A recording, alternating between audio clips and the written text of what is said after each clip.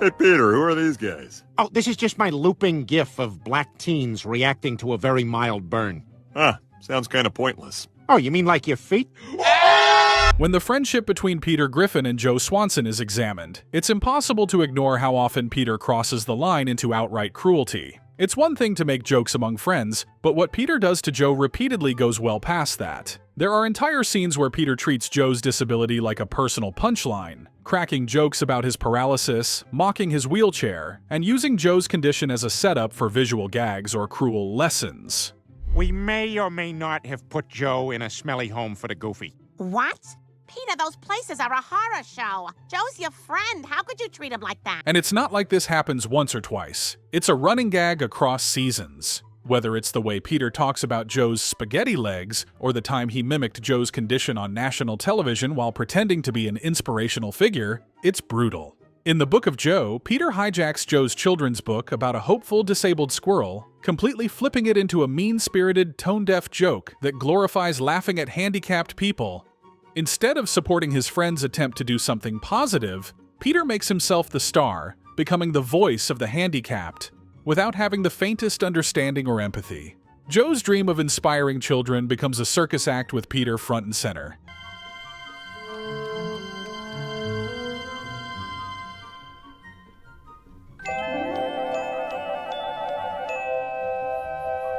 Huh, what's all this? Then there's No Meals on Wheels, where Peter flat out bans Joe and his paraplegic friends from his diner. The guy literally builds a transformer with his buddies and smashes Peter's restaurant, and honestly, it's one of those times where you kinda root for the transformer.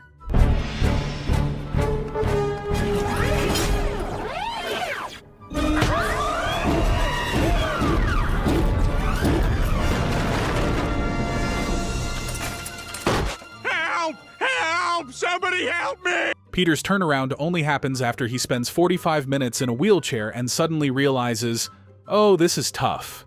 Joe, you got a minute? What is it, Peter? I, just wanted to apologize. I thought you and your friends were just a bunch of gross cripples. But I've been in a wheelchair for 45 minutes now, and I see how tough it is. That's the level of empathy Peter operates on. 45 minutes of discomfort, and he's ready to apologize. Never mind the years Joe's been rolling through life. And who can forget Papa has a rollin' son? That episode practically weaponizes Peter's insensitivity. Joe's father, a man who openly mocks handicapped people, comes to visit. Instead of helping Joe face his fears, Peter chooses to pretend to be Joe, even putting on a girdle to pass as him.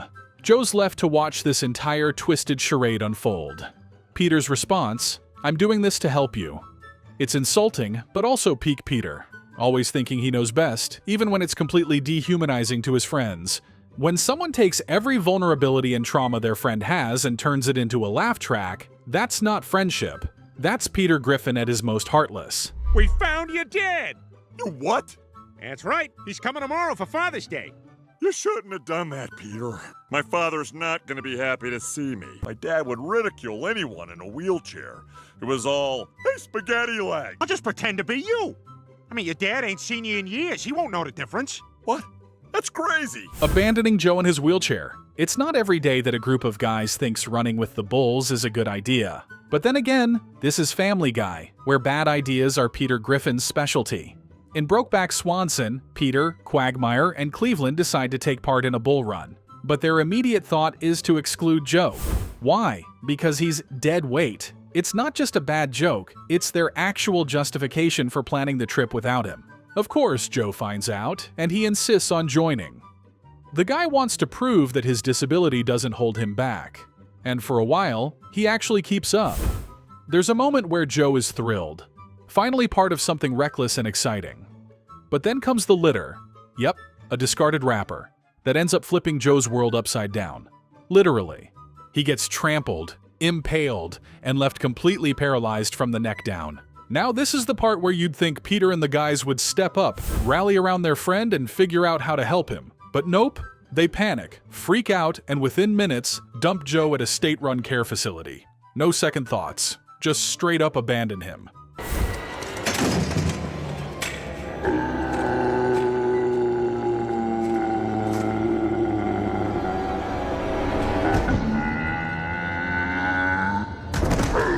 When Lois hears about it and calls them out, the truth hits hard. They didn't just mess up, they left their friend to rot in a place described as a horror show. The guilt eventually forces them to bring Joe home, but even their apology feels weak. Peter says, "We just got overwhelmed and freaked out." That might fly if you accidentally forgot to bring napkins to a party, not when you strand your paralyzed best friend in a facility with no support. Please just tell me, am I completely paralyzed? I'm afraid of ghosts. And yes, Mr. Swanson has lost all movement and will require around-the-clock care, most of it disgusting. It's one of those moments that crosses from cartoon absurdity into genuine heartbreak. Peter's behavior here isn't just thoughtless, it's cowardly. When real life gets hard, Peter bails. And that's a betrayal no apology can truly fix. Pretending to be Joe for his father. Let's talk about Papa has a Roland son again, because pretending to be your friend for their estranged father? That's a level of messed up that deserves its own spotlight.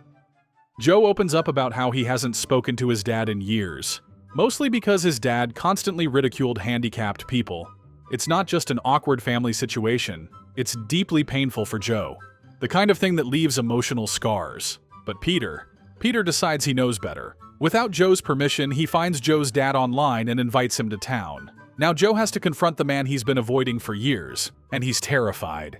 Peter's solution? He puts on a girdle and pretends to be Joe. And not in a help my buddy out kind of way. Peter actually leans into it. He bonds with Joe's dad. He soaks up the praise. He starts seeing Joe's dad as his dad. He even tells Joe, "You've had two dads and neither cared for you as much as Bud does." That's not helping. That's hijacking someone's pain and turning it into your own emotional fantasy. Even after Joe comes clean and reclaims his identity, the damage is done. Peter doesn't just cross the line, he sets up a lawn chair on it and takes a nap. And for Joe, the betrayal runs deep. It's one thing to be mocked, it's another to be erased. Spending time with your son. It's been great spending time with you too, Dad. This is idiotic. What are you thinking? I'll tell you what I'm thinking. I'm thinking that I've had two dads, and neither one cared for me as much as Bud does. Peter, I've had enough of this. You can't just take my dad. Well, he's right next door.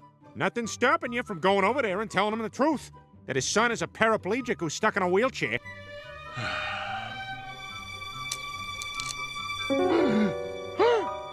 Yes. Yes, Dad. It's me. Joe, what the hell happened to you? I was shot in the line of duty. I love you, son. I love you too, Dad. Shooting Joe twice. Now this one's wild because it's played as a joke, but come on, he shot Joe in the eye with a BB gun. Let's be clear, Joe already has a disability, already suffers from constant pain, and Peter thought it would be hilarious to get a gotcha moment by telling Joe to open his eye and then blasting him with a BB gun. Honeymoon, Hip, hip, hip. another season, another reason For making whoopee. Nowhere near your eye. Hey, Joe, open your eye.